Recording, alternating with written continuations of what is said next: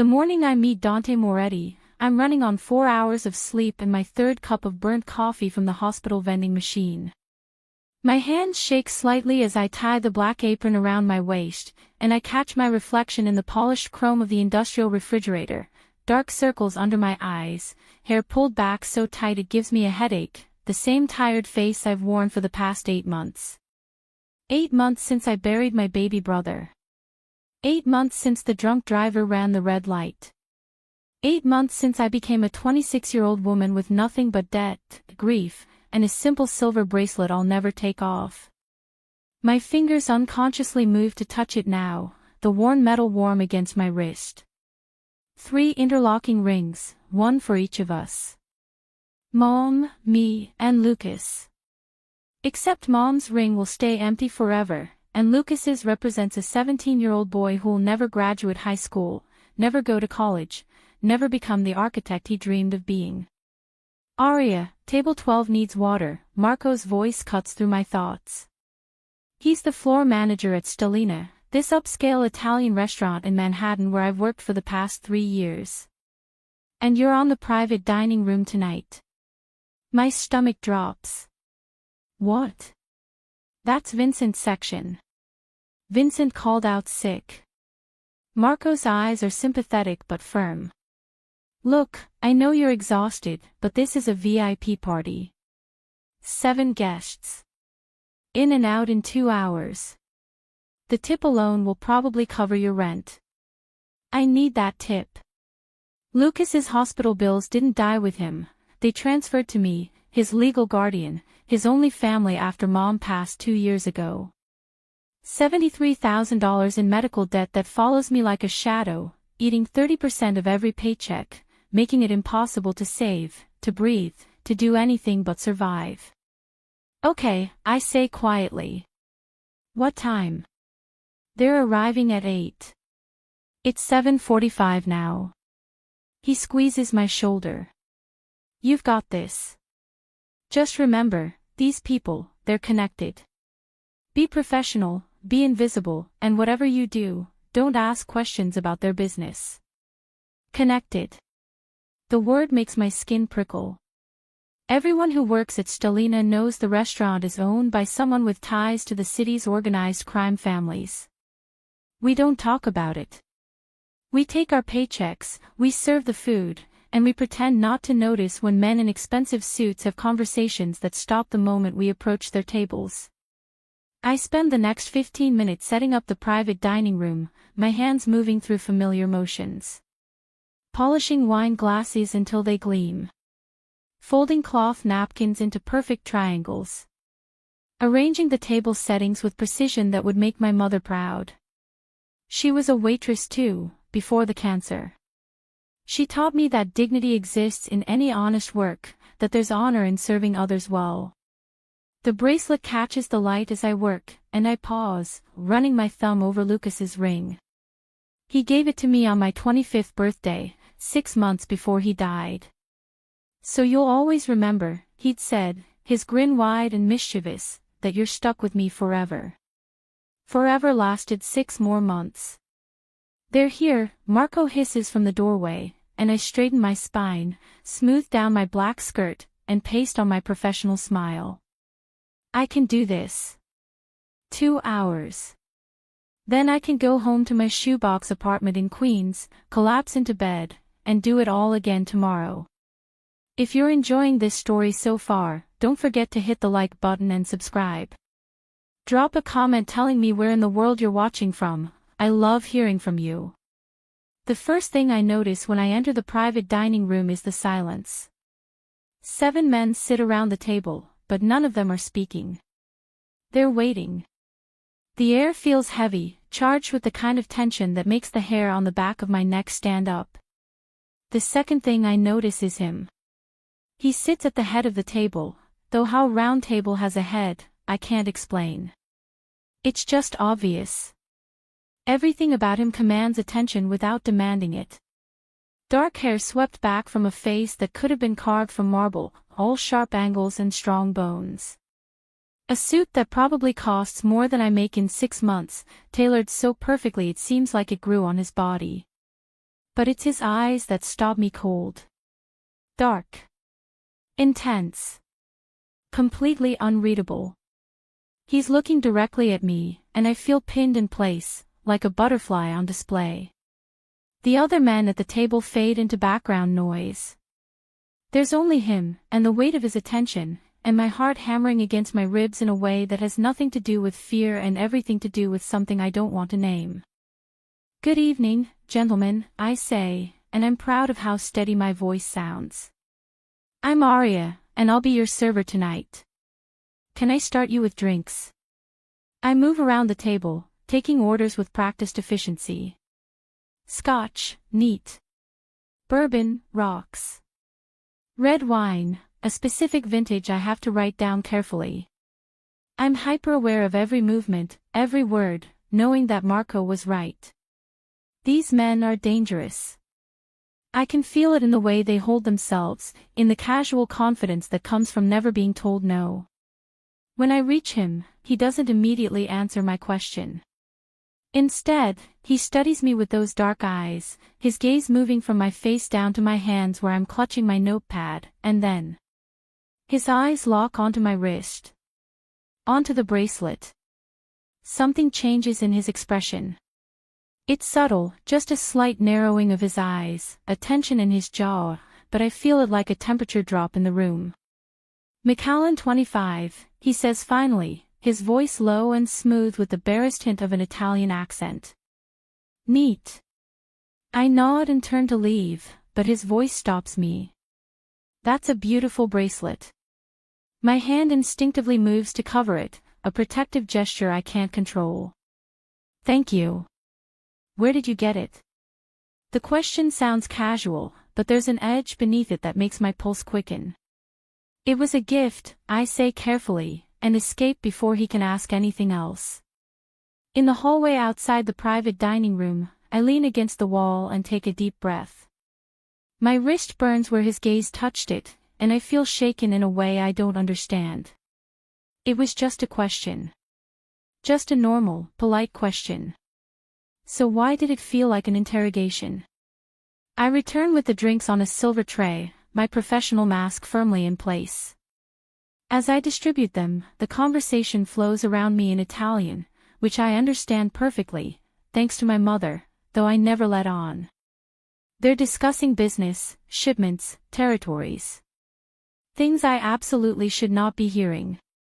I place the expensive scotch in front of him, and once again, his eyes find the bracelet. This time, I see his jaw tighten, see his fingers curl slightly around his glass.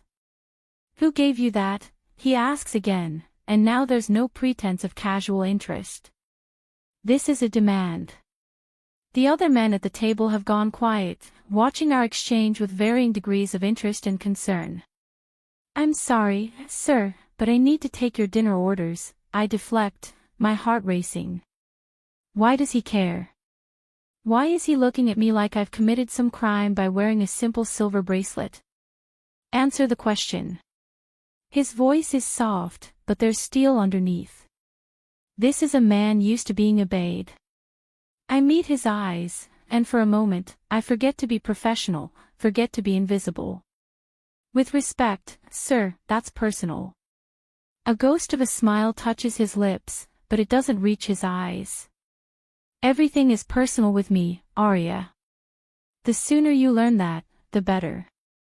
He knows my name. Of course he knows my name, I introduced myself. But hearing it in his voice, with that slight Italian inflection, makes it sound different. Intimate. One of the other men clears his throat. Dante, perhaps we should order. The lady has other tables to attend to. Dante. His name is Dante. No, Dante says, still holding my gaze. She doesn't. We have her complete attention tonight. Isn't that right, Arya? It's not really a question. I nod, trapped between professional obligation and a growing sense that I've stumbled into something far more complicated than a simple dinner service.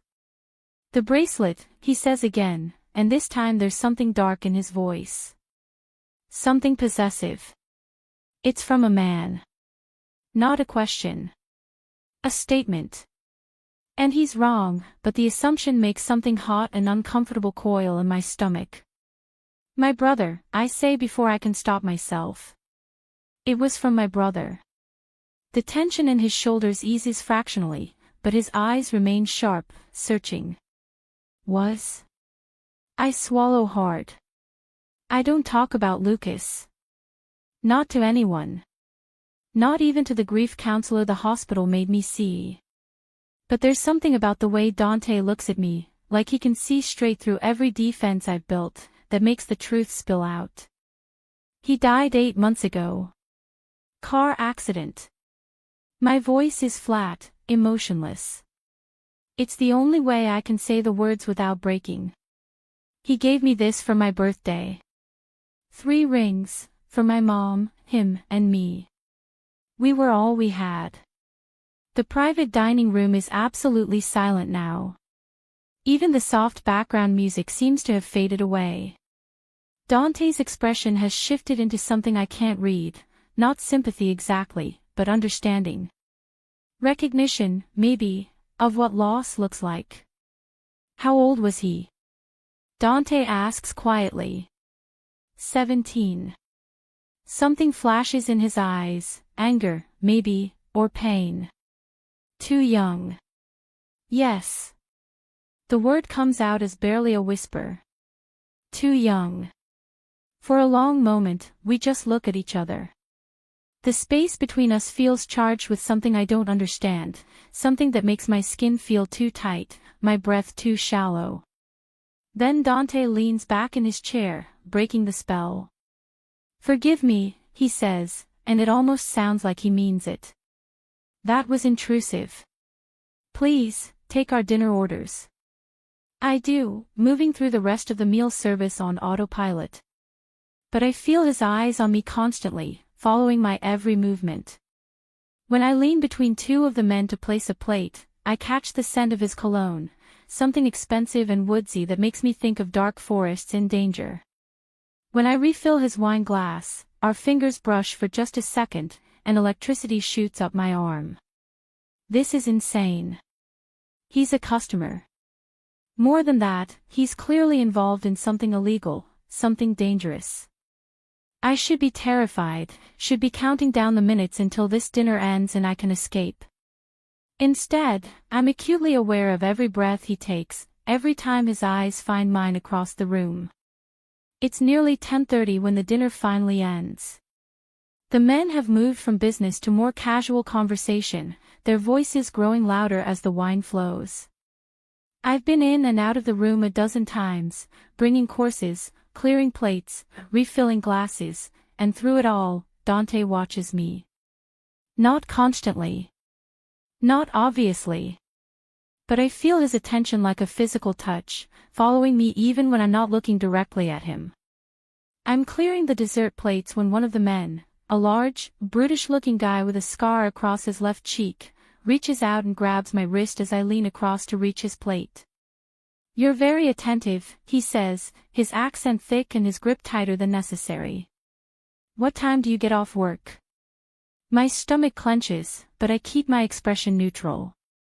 I'm afraid I'm not available, sir. If you'll excuse me.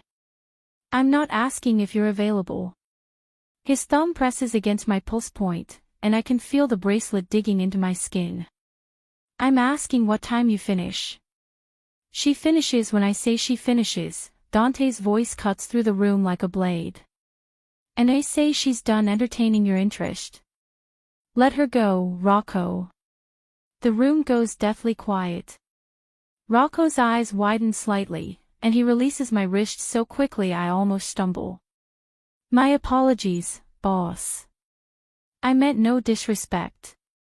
Boss.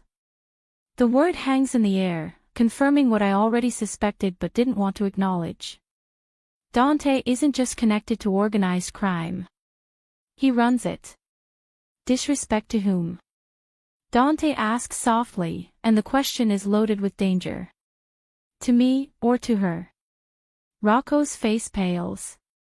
Both. I apologize to both. Dante's gaze moves to me, and I see something in his expression that makes my breath catch, a fierce protectiveness that has no business being directed at a waitress he met 3 hours ago. Are you all right?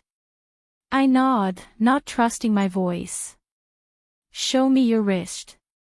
I hesitate, then extend my arm. The bracelet has left a slight red mark where Rocco gripped me, and I see Dante's jaw clench, see his hands curl into fists on the table. Rocco, he says, still looking at my wrist, you're going to apologize to Arya properly. And then you're going to leave. Boss, I didn't mean. Now. Rocco stands abruptly, his chair scraping against the floor. Miss, I apologize for my inappropriate behavior. It won't happen again. He sounds terrified, and I realize that whatever punishment awaits him outside this room will be far worse than a simple dismissal. I nod, accepting his apology because refusing feels dangerous. Rocco leaves quickly, and the atmosphere in the room shifts. The other men exchange glances, and I understand that something significant has just happened. Dante claimed me, protected me, in front of his entire crew. The question is, why? Gentlemen, Dante says, his voice returning to its normal smooth tone, I believe we're finished here. Marco will present the bill. I'll join you outside in a moment. The men file out, leaving me alone with Dante in the private dining room. My heart is pounding so hard I'm sure he can hear it.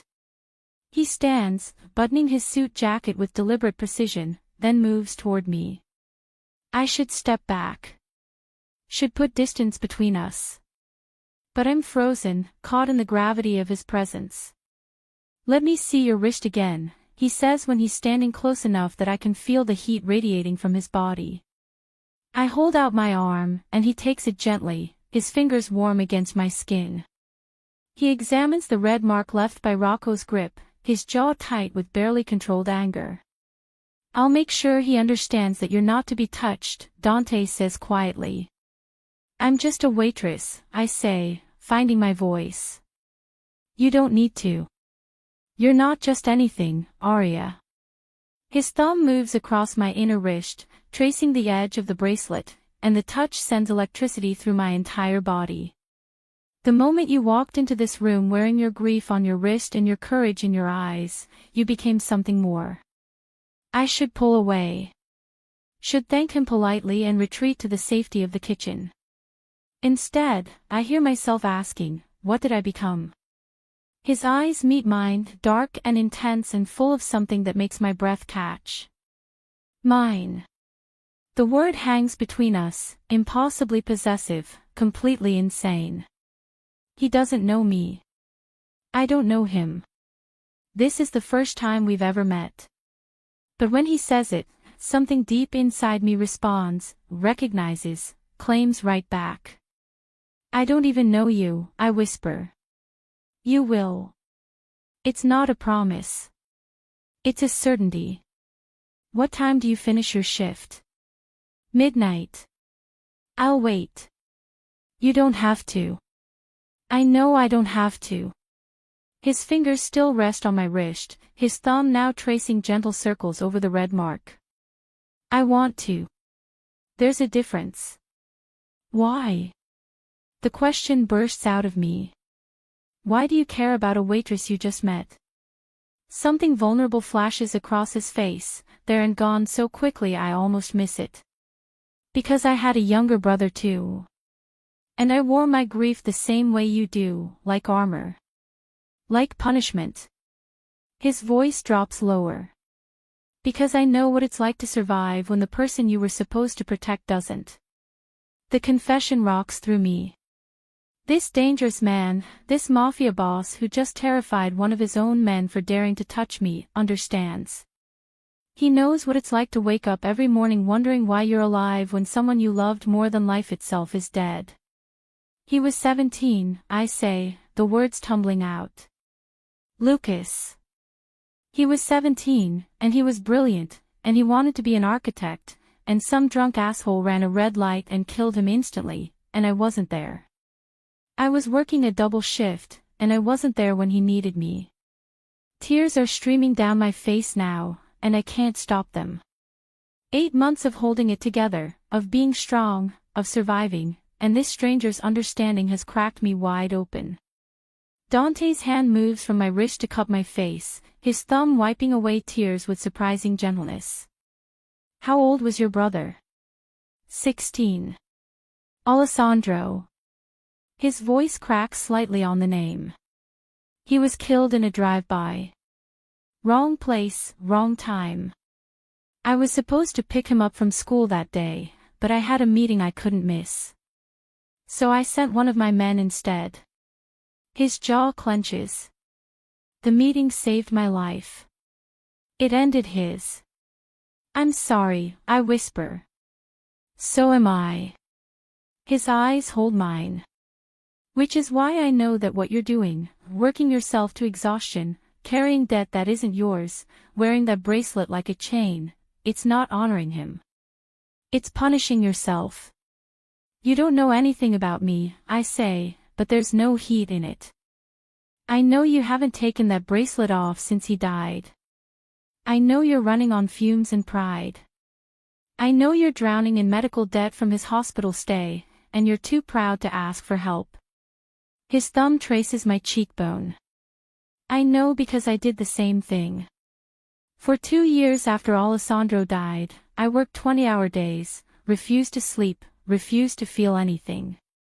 Until someone made me stop. Who? My father. Right before he died. Dante's smile is bitter. He told me that Alessandro wouldn't want me to destroy myself out of guilt. That the best way to honor the dead is to live fully for them. The words hit me like a physical blow. Live fully. I haven't lived at all in 8 months. I've just existed, moving through the motions, paying down debt, surviving. But Lucas wouldn't want that. He'd want me to laugh again, to dream again, to be something more than a ghost haunting my own life. I don't know how, I admit. Let me teach you. Dante's voice is low, intimate. Let me help you. Why would you do that? You don't owe me anything. His eyes darken. Maybe I'm selfish. Maybe I see in you a chance to save someone I couldn't save before. His hand slides from my face to my wrist, his fingers circling the bracelet. Or maybe I just don't want to watch another person I care about destroy themselves. You don't care about me. You just met me. I know. He sounds almost frustrated by it. But I do. The moment you said that bracelet was from your brother, the moment I saw that grief in your eyes, I knew I would do whatever it took to take care of you. It's too much. Too intense. Too fast. I should be running, should be calling this what it is, a dangerous man making dangerous claims about a woman he barely knows. But I'm so tired. Tired of being alone. Tired of being strong. Tired of drowning. My shift ends at midnight, I hear myself say. I'll be waiting. Dante releases my wrist slowly, as if reluctant to stop touching me. And Arya? Wear the bracelet. Always. Not as punishment, but as a reminder that you survived. That takes strength. He leaves before I can respond, and I'm left standing alone in the private dining room, my wrist tingling where he touched it, my mind reeling from everything that just happened. I should go to Marco, tell him what happened, maybe even call the police. Dante Moretti is clearly a dangerous man involved in dangerous things. Getting involved with him would be insane. But when midnight comes and I step out of Stalina's back entrance into the cold New York night, there's a black car waiting. The back door opens, and Dante steps out, his eyes finding mine immediately. Come with me, he says, extending his hand. And God help me, I do. The car smells like leather and expensive cologne. I slide into the back seat, and Dante follows, the door closing behind us with a soft click that sounds final. Like a cell door locking. The driver, A large man with graying hair and watchful eyes pulls away from the curb without being told where to go. Where are we going? I ask, my voice smaller than I'd like. Somewhere we can talk without interruption.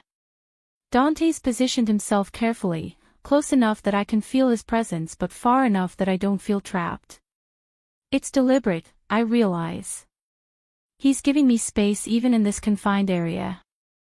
Are you hungry? I almost laugh. It's past midnight. That's not what I asked. My stomach growls in response, betraying me. I haven't eaten since a grabbed granola bar at 6 this morning. Yes. He pulls out his phone and types something quickly. There's a place in Brooklyn that stays open late. Best carbonara in the city.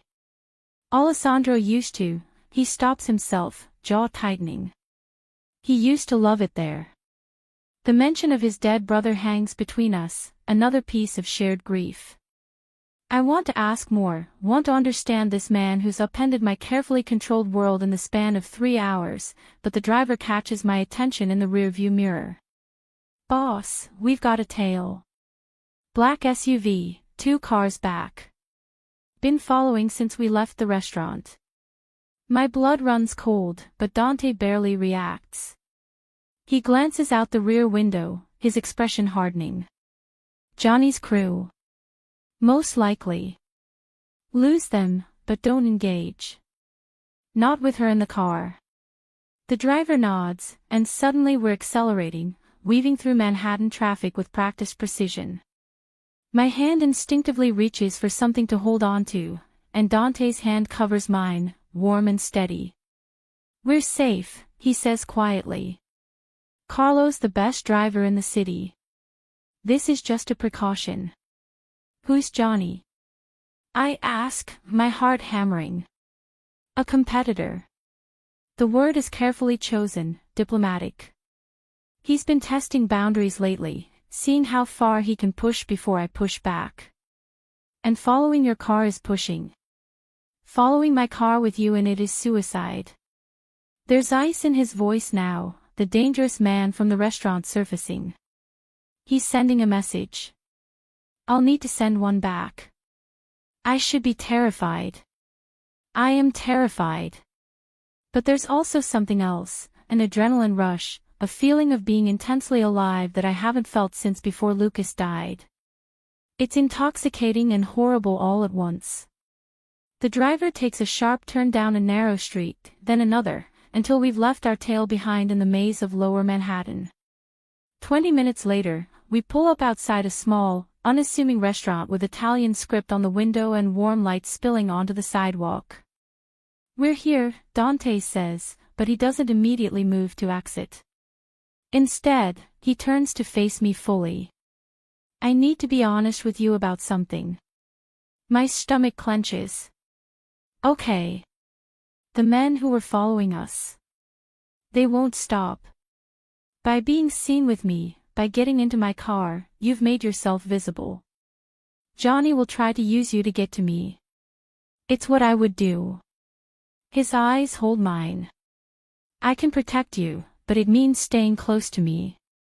Closer than you'll be comfortable with. How close? My apartment. My security. My world. He reaches up, his fingers brushing the side of my face. I won't force you. If you want, Carlo can take you home right now. But Aria, you need to understand, the moment I touched you in that dining room, the moment I defended you in front of my men, I claimed you. In my world, that means something. It makes you valuable. It makes you a target. The weight of his words settles over me like a blanket. This is insane. I don't even know you. I know. His thumb traces my cheekbone. But you got in the car anyway. Why? Because I'm tired of being alone. Because for the first time in 8 months, someone looked at me and saw past the grief to the person underneath. Because when he touched my wrist, I felt something other than numb. I don't know, I whisper. Yes, you do. His voice is soft but certain. You felt it too. In that room. When our eyes met. You felt it. I did. I do. This impossible, inexplicable connection that makes no sense but feels more real than anything I've experienced in months. What if I want to go home? I ask, testing him. Then you go home. His hand drops away from my face. I'll have Carlo take you, and I'll post security outside your building. You'll be safe. But Arya, his eyes burn into mine. I won't stop wanting you close to me. I won't stop trying to take care of you. That's just who I am. The honesty is disarming. He's not pretending this is normal or rational. He's laying out exactly what he wants and giving me the choice. I should choose to go home. Should retreat to the safety of my tiny apartment and my predictable life. But that life is killing me slowly, day by day, shift by shift, and this dangerous man is offering me something different. Something terrifying and exhilarating all at once. I'm hungry, I say finally. Let's eat. The smile that crosses his face transforms him from dangerous to devastatingly beautiful. Good answer. Inside the restaurant, we're greeted by an older woman with gray hair and warm eyes who takes one look at Dante and immediately pulls him into a fierce embrace, speaking rapid Italian. He responds in kind, his whole demeanor softening in a way I haven't seen before. Arya, this is Mama Rosa, he says, switching to English. She's been feeding me since I was 8 years old. Mama Rosa turns her sharp eyes on me, assessing. Then she reaches out and cups my face in both hands. Bella, she says approvingly. Finally, he brings a nice girl. Not like those other ones. I feel my cheeks heat. We just met. Sure. She pats my cheek. I see the way he looks at you. I know. She turns back to Dante, switching to Italian. You keep this one. She has kind eyes. Dante's response is too quick for me to catch, but it makes Mama Rosa laugh and swat his arm before disappearing into the kitchen. We're seated at a corner table, secluded but with a clear view of the entrance. Dante positions himself facing the door, his back to the wall, a defensive position, I realize. Even here, in this safe place, he's alert. You speak Italian, he says, watching me. It's not a question.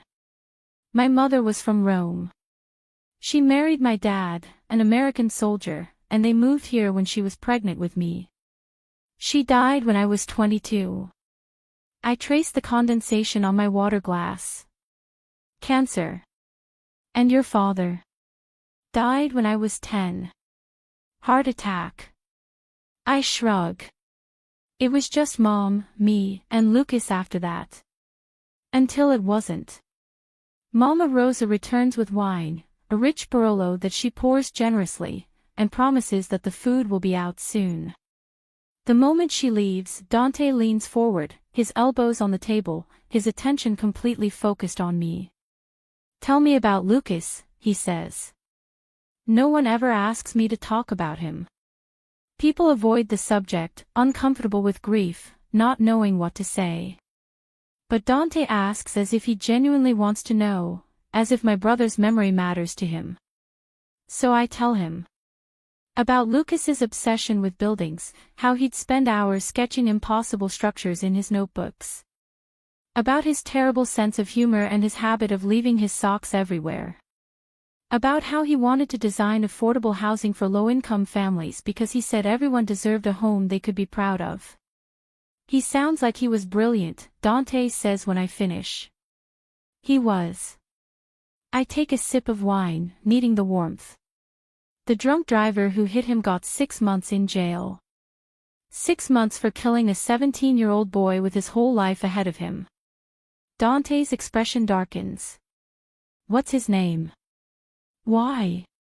Because men who take lives should pay for them. Properly.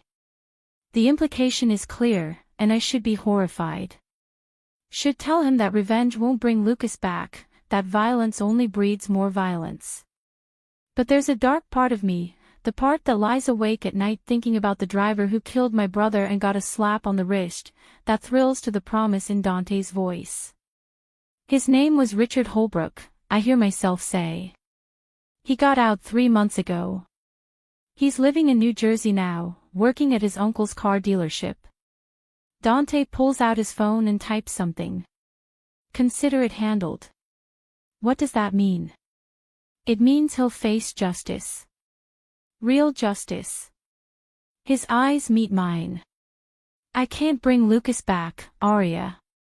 But I can make sure the man who killed him understands the weight of what he took. I should stop him. Should say that I don't want blood on my hands, even indirectly. But when I open my mouth, what comes out is, thank you. Something shifts in Dante's expression, satisfaction mixed with possession. You're welcome. The food arrives, and it's as incredible as promised. We eat in comfortable silence, the kind that only happens between people who understand each other's grief. When Dante's phone buzzes, he glances at it, frowns, then types a quick response. Everything okay? I ask. Johnny's getting bold. He approached one of my distributors tonight, tried to undercut my prices. He sets the phone down. It's nothing I can't handle. How did you get into this? The question slips out before I can stop it. I gesture vaguely, not sure what to call it. The family business. A sardonic smile touches his lips. I was born into it. My father, my grandfather, my great-grandfather, we've been part of this world for 4 generations. Alessandro was supposed to take over after me, keep the legacy going. His jaw tightens. When he died, that dream died with him. You could leave, I suggest quietly. Start over. No. His voice is firm. This is who I am, Arya. What I am. I won't lie to you about it or apologize for it. But I will promise you this, I'll keep you safe from it. Always. If you're hooked on this story, make sure to subscribe and turn on notifications so you never miss an upload. Your support means everything and helps me bring you more emotional stories like this one.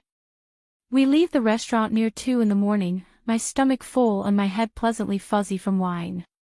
The car takes us through Manhattan, and I realize we're heading toward the Upper East Side, the kind of neighborhood where apartments cost millions and doormen wear uniforms. This is where you live?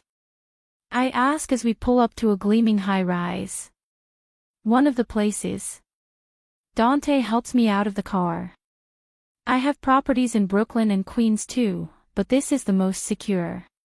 The lobby is all marble and gold fixtures, with a doorman who nods respectfully to Dante and pretends not to notice me.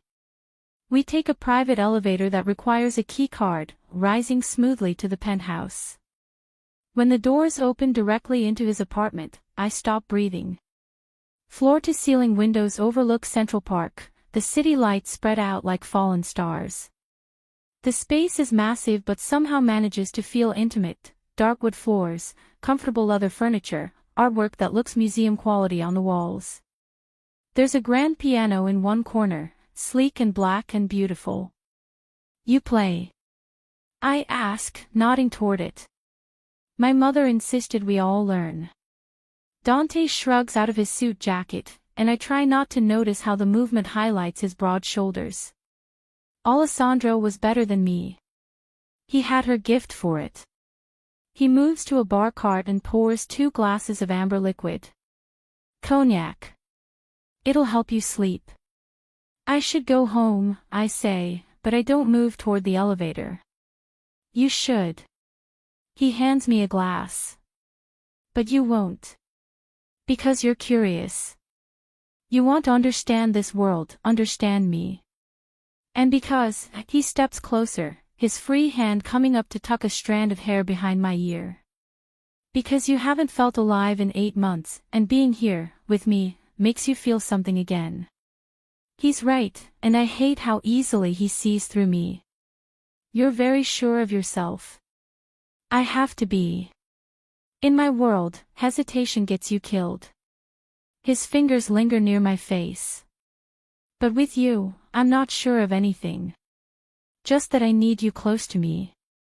The confession is raw, honest in a way that strips away his dangerous exterior to reveal the man underneath. I take a sip of the cognac, letting it burn down my throat, giving myself time to think. Show me Alessandro, I say impulsively. Dante's expression shifts, surprise, then something vulnerable. Why? Because you know about Lucas. You've seen my grief. I want to see yours. For a long moment, he just looks at me. Then he sets down his glass and takes my hand, leading me through the apartment to a closed door. He pauses before opening it, his hand on the knob, and I can feel the tension radiating from him. No one comes in here, he says quietly. Not even my cleaning staff. Just me. Then he opens the door, and I understand why. It's a teenage boy's room, preserved like a museum. Posters of basketball players and Italian football teams on the walls. A desk covered with textbooks and notebooks, a half-finished math problem still visible on the open page. Sneakers by the door, as if Alessandro might come home any moment and slip them on. And photographs. Everywhere. Alessandro with his arm around Dante, both of them grinning. Alessandro in a basketball uniform, mid-jump shot. Alessandro at what looks like a family dinner, fork raised in mock toast to the camera. I move to the desk, picking up a framed photo of the two brothers. Dante's younger in this picture, maybe 25, and Alessandro can't be more than 14. They're at what looks like a carnival, both holding oversized stuffed animals they probably won at games. Alessandro's laughing at something off camera, and Dante's watching him with such naked affection it makes my throat tight. He made me laugh, Dante says from the doorway. I was always so serious, so focused on the business. But Alessandro, he could make me forget all that. Make me feel like just a brother, not a boss. I set down the photo carefully. How old were you when he died? 29. He was 16. Dante moves into the room, running his fingers along the desk. It was a Tuesday afternoon. He'd asked me to pick him up from school because his girlfriend had broken up with him and he was upset. But I had a meeting with one of our distributors from Jersey, someone important. I told Alessandro I'd send Marco instead. His voice cracks slightly on the driver's name, and I realize, the same man driving us tonight was the one who was supposed to protect Alessandro. Marco still blames himself, Dante continues. But it was my fault. I chose business over my brother, and 3 blocks from school, a car pulled up next to them at a red light and opened fire. Wrong car, wrong time. They were after someone else, but Alessandro was the one who died. He sits on the edge of the bed, and I've never seen him look so lost.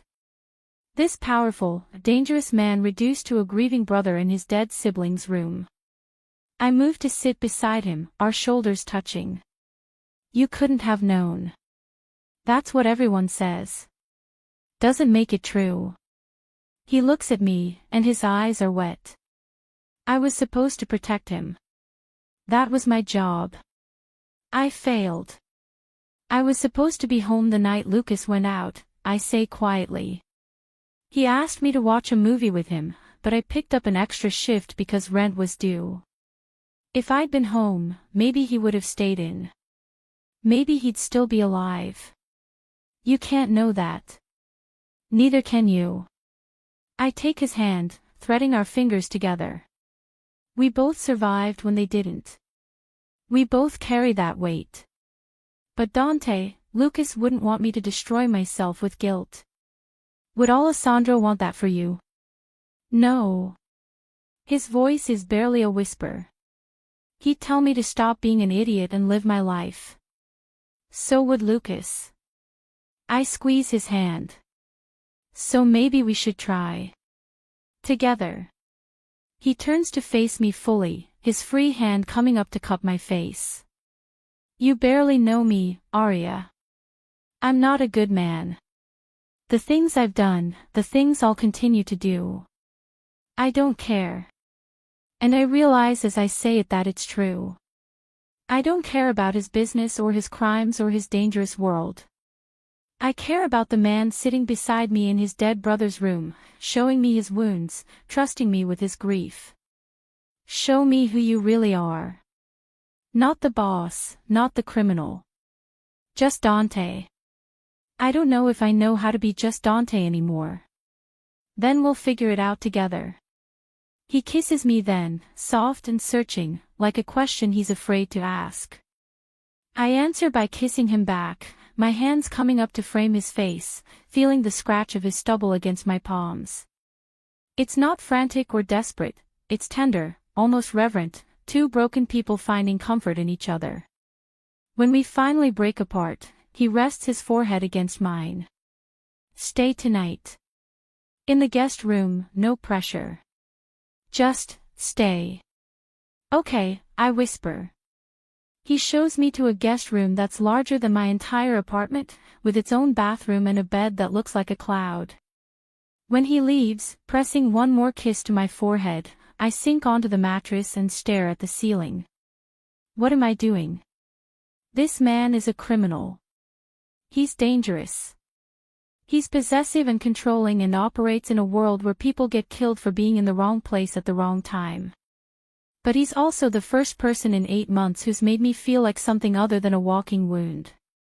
He's seen my grief and matched it with his own.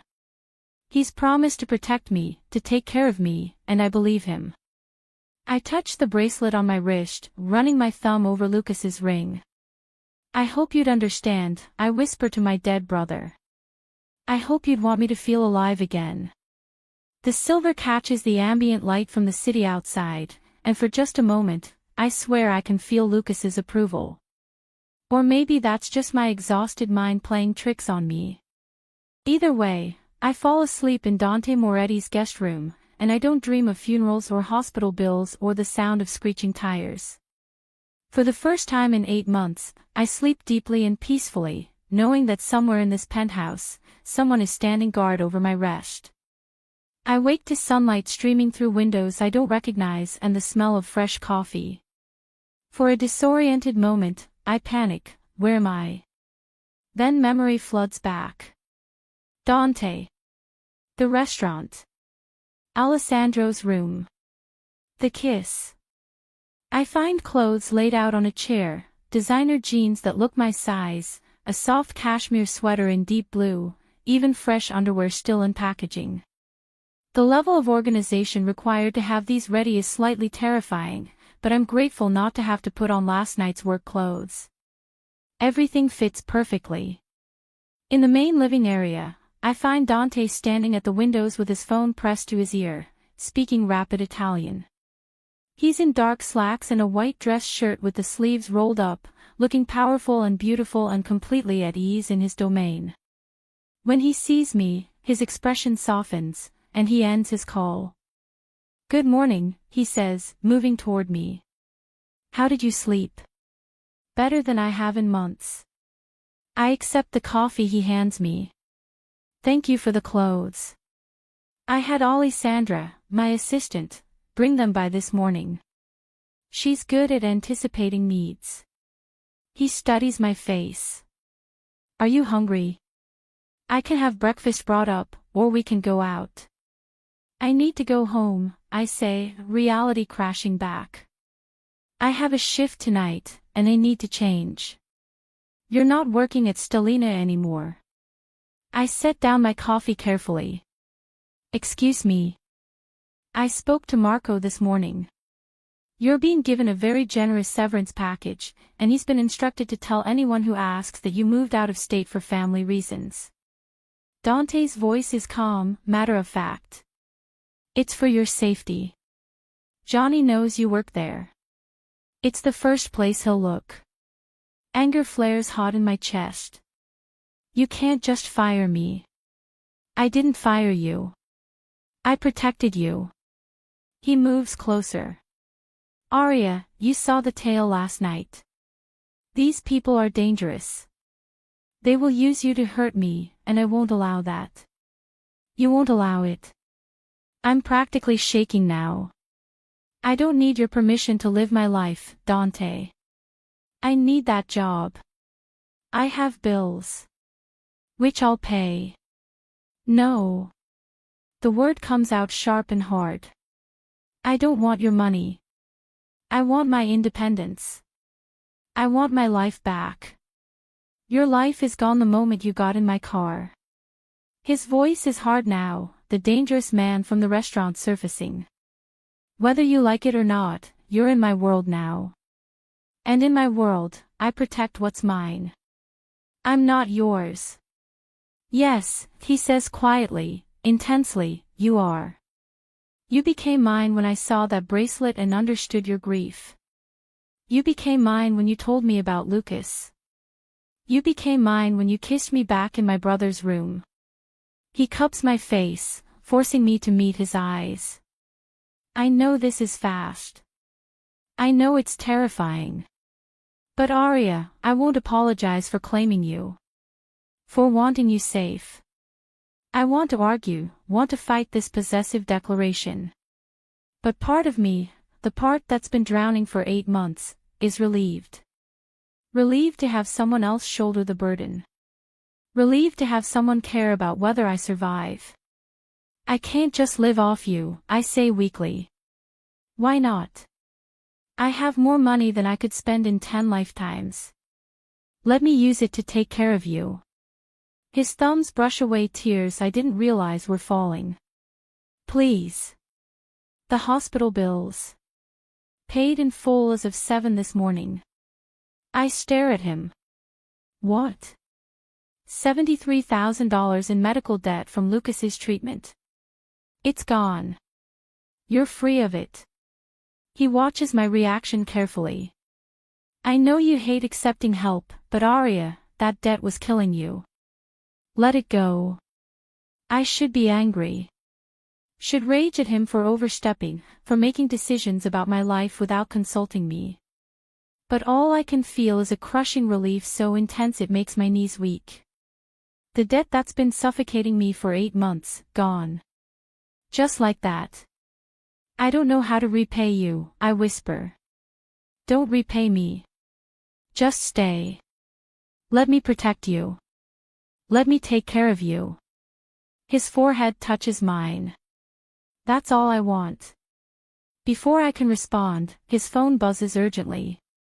He glances at it, and his expression hardens into something frightening. What is it? I ask. Johnny. He shows me the screen, a text message with a photo attached. It's me, leaving Stelina last night. The message reads, "Nice girl. Would be a shame if something happened to her." My blood runs cold. He's threatening me. He's threatening to take you from me. Dante's voice is ice. Which means he's just declared war. He's already moving, phone to his ear, issuing orders in rapid Italian. I catch fragments, increase security, pull surveillance footage, find out where the photo was taken from. Within minutes, the apartment is swarming with men in dark suits, all of them moving with military precision. Marco, Dante says to his driver who's materialized from somewhere, take Arya to the safe room. No one gets in except me. Understood. Wait, I start, but Dante's already turned to me, his hands on my shoulders. This is happening fast, and I'm sorry for that. But Arya, I need you to trust me right now. Marco will keep you safe while I deal with Johnny. Deal with him how? I ask, terrified of the answer. However I need to. He kisses me hard, almost desperately. Stay safe. I'll come for you as soon as this is handled. Then I'm being ushered down a hidden hallway to a reinforced door that looks like it could withstand a bomb blast. Marco's hand is firm on my elbow, guiding me inside a room that's part luxury suite, part bunker.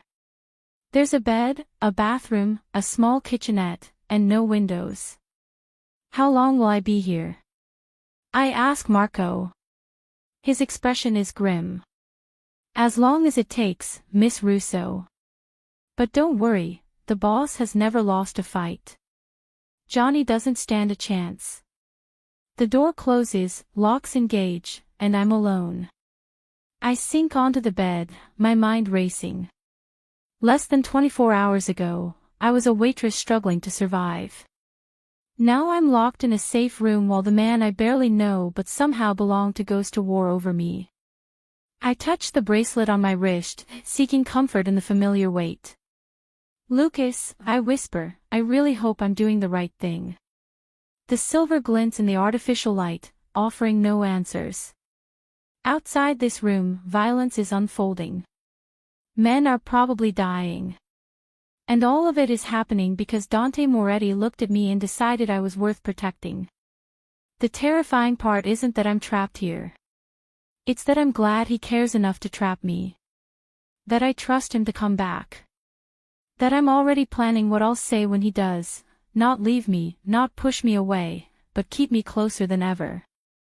Because somewhere between his possessive declarations and his broken grief over Alessandro, I've done the unthinkable. I've fallen for the Mafia boss who demanded to know about my bracelet and then claimed my entire life as his own. I'm in the safe room for 3 hours before the door opens. I expect Dante, but instead, it's a woman I've never seen before, mid-30s, beautiful in a severe way, wearing a designer suit and an expression of cool assessment. Aria Russo, she says, not a question. I'm Alessandra Conti, Mr. Moretti's assistant and legal counsel. We need to talk. Marco hovers behind her, his expression apologetic but firm. She has the boss's clearance, Miss Russo. I stand, defensive. Is Dante okay?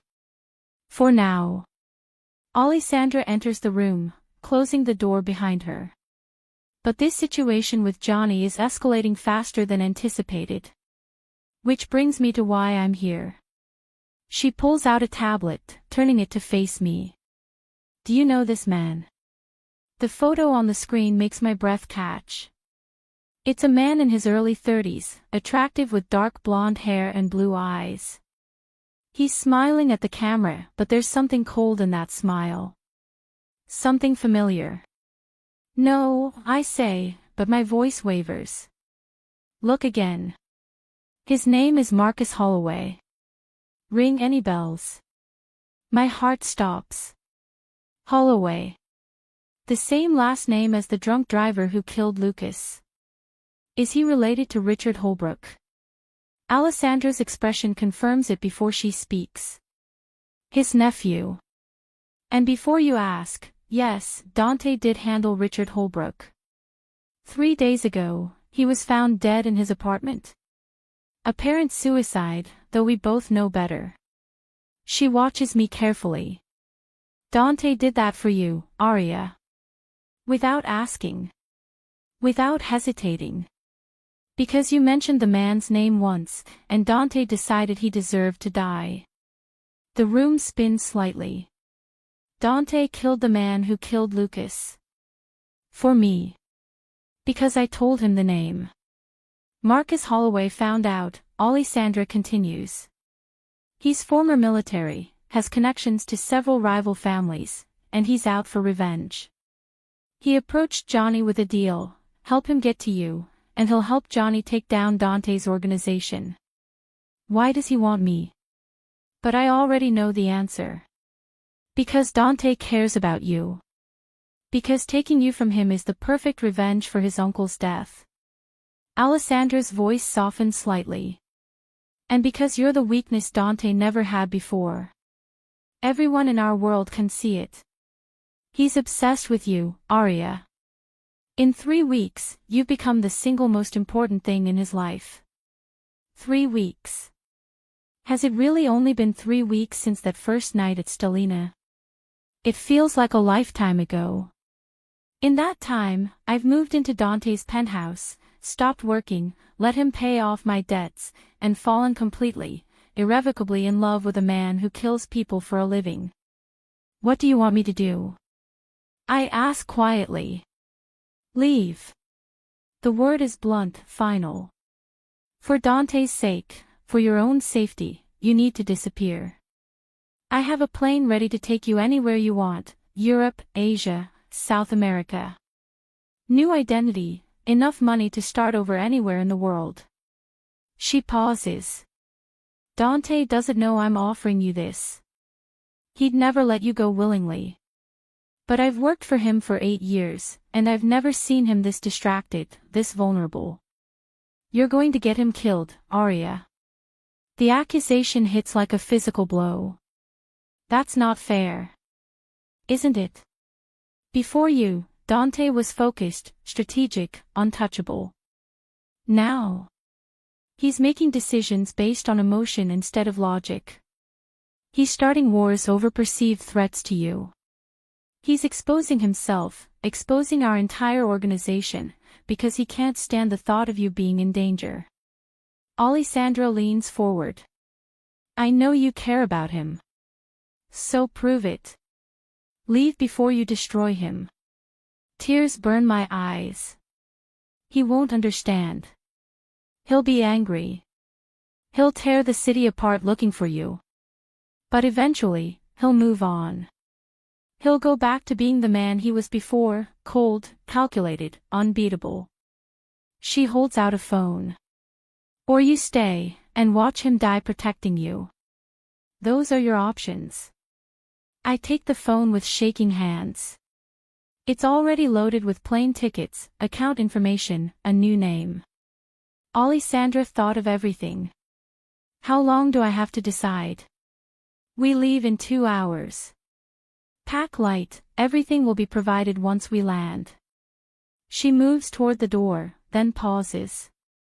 For what it's worth, I think you're good for him. In another life, in another world, maybe you two could have worked.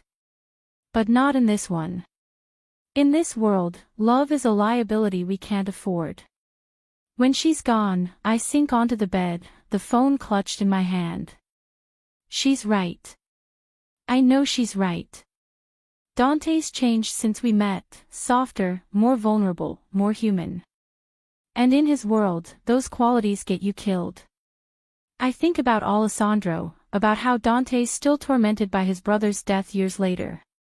If I stay and something happens to him because of me, I'll become the thing I've spent 8 months running from, the person who survived when someone they loved didn't.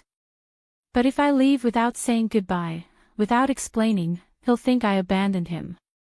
Used him for his money and protection, then disappeared. It'll confirm every cynical belief he has about people, about trust, about love. I'm still weighing these impossible options when the door bursts open and Dante storms in, blood on his knuckles and fury in his eyes. What the hell did Alessandra say to you? He demands. I stand, the phone falling from my hands. Dante. She told you to leave. It's not a question. She thinks you're a liability, doesn't she? She thinks I'm going to get you killed. And what do you think?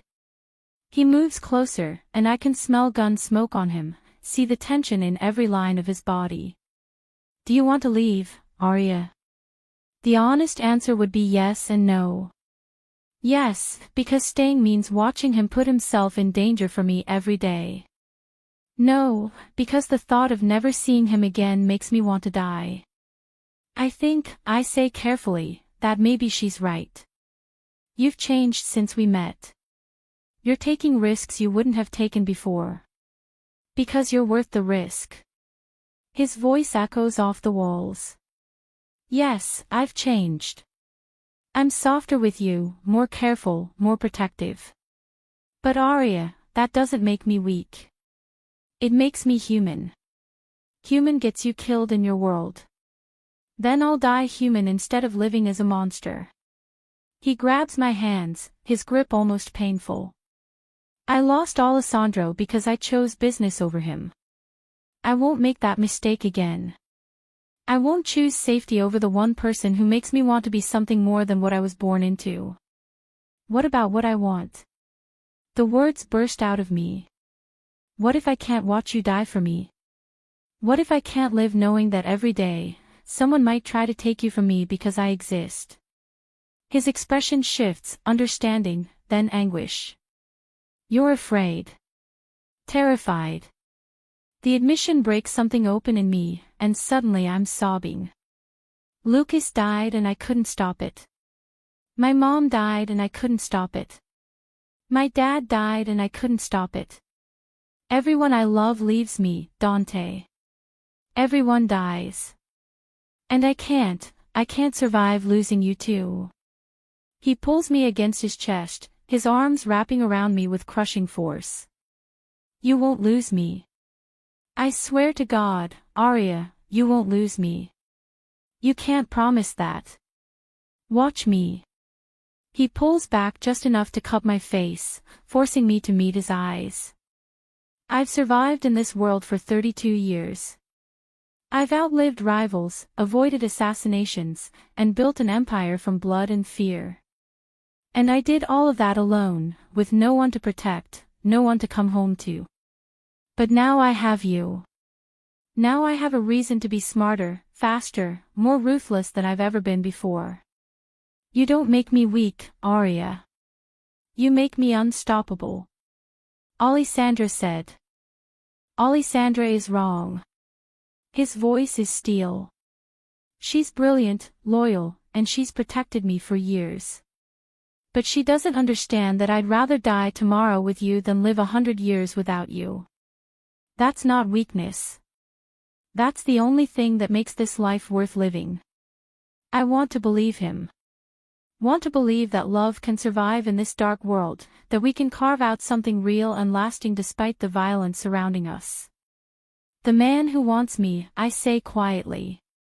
Marcus Holloway. He's Richard Holbrook's nephew. Dante's jaw clenches. I know. I found out an hour ago. You killed his uncle. For me. I killed a man who murdered your brother and got away with it. I'd do it again. No apology, no regret. Just cold certainty. And I'll kill his nephew too, if he comes near you. This is my fault. If I hadn't told you about Richard.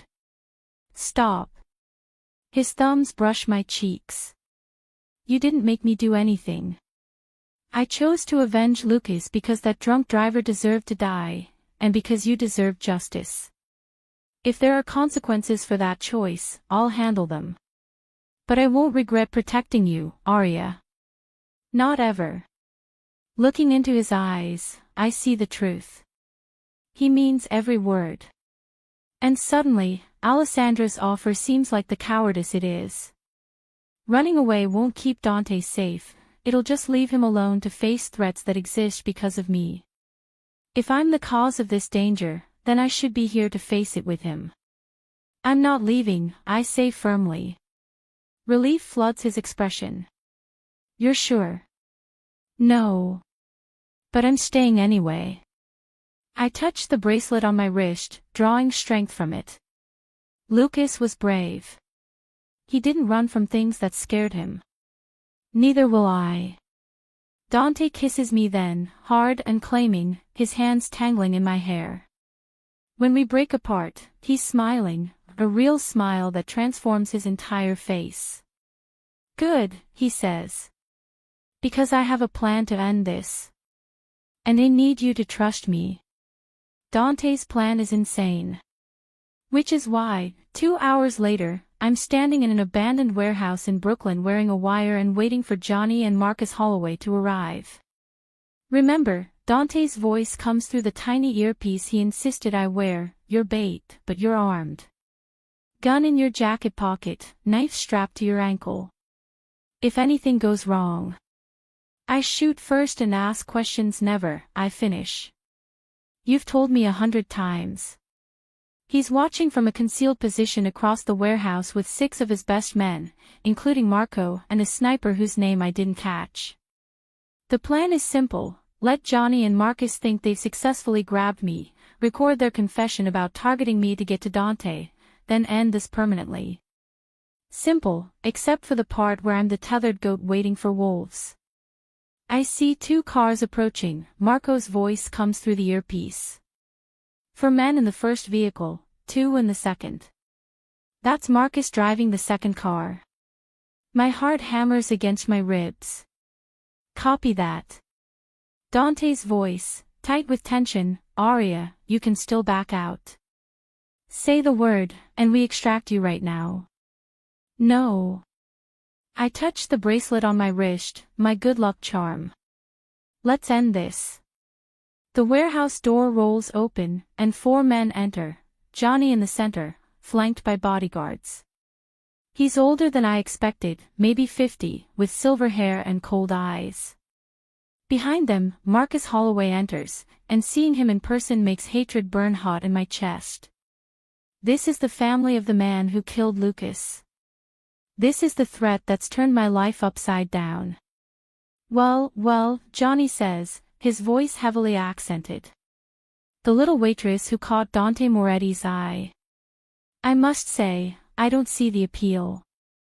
The appeal, Marcus says, moving to circle me like a predator, is that Moretti's obsessed with her. Kill her, and we break him. Simple math. I force myself to stay still, to not reach for the gun in my pocket. Dante knows I'm here. He's probably listening right now. Oh, we're counting on it. Johnny smiles, and it's the smile of a shark. He'll come for you, all rage and no strategy, and we'll kill him. Then his territory becomes mine, and Marcus gets his revenge. Everyone wins. Except me, I point out. That night, we have dinner with Mama Rosa, who's adopted me as enthusiastically as she did Dante 30 years ago. She chatters happily about the wedding plans. We're getting married in her restaurant, of course, small and intimate with only the people who matter most. Your mother would be so proud, she tells me, patting my hand. And your brother, he watches over you. I can feel it. I touch both bracelets, feeling the weight of the old one and the new one together. I hope so. I know so. She squeezes my hand. Love like yours and Dante's, it doesn't happen by accident. It's a gift. From those who left us too soon, wanting us to live fully for them. Later, back at the penthouse, I find Dante in Alessandro's room. He's there more often now, not to mourn but to remember. To keep his brother alive through stories and laughter instead of guilt. I told Alessandro about you today, he says when I enter. About how you shot Marcus without hesitating. About how you've taken over half my business operations and somehow made them more efficient. He smiles. He would have liked you. Would have called you his sister immediately. And Lucas would have loved you, I say, sitting beside him.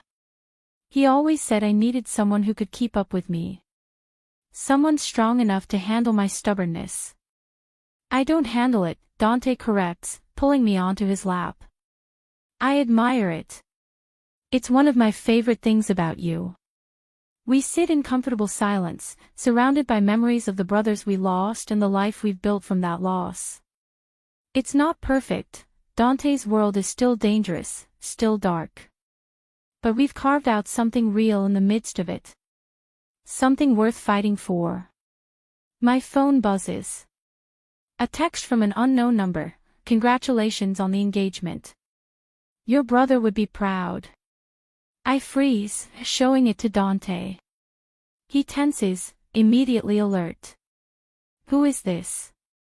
But before he can investigate, another text comes through. This is Sarah Chin, Lucas's ex-girlfriend. I heard through the old neighborhood grapevine. I just wanted to say that you deserve happiness, Arya. Lucas would want that for you. Relief floods through me, followed by warmth. Lucas's old girlfriend, reaching out to offer blessings. It feels like a sign, like my brother's approval from beyond. I show Dante, and he relaxes, kissing my temple. See? Even from heaven, Lucas is looking out for you. Looking out for us, I correct. That night, I fall asleep wearing both bracelets, wrapped in Dante's arms, dreaming not of funerals and hospitals but of community centers and weddings and a future bright with possibility. I've lost so much, my parents, my brother, my innocence about the world's darkness. But I've gained something too. A love that's fierce and protective and unshakable. A purpose that honors the dead by living fully for them. A family built not from blood but from choice and understanding and shared grief. The journey from that first night at Stellina, when Dante demanded to know about my bracelet, to here, to this moment, has been terrifying and beautiful and completely insane. But I wouldn't change a single moment. Because sometimes, the most broken people find each other and build something whole. Sometimes, tragedy leads to transformation. Sometimes, the Mafia boss who's too possessive and too protective and too intense is exactly the right person to help a grieving woman remember how to live. And sometimes, a simple silver bracelet with 3 interlocking rings, and then 4, is the thread that ties past to future, grief to healing, loss to love. I touch both bracelets now, feeling Dante's heartbeat steady against my back, and send a silent message to the 3 people who made me who I am. Thank you, Mom, for teaching me to find dignity in any honest work. Thank you, Dad, for showing me that love means protection. Thank you, Lucas, for giving me permission to live again.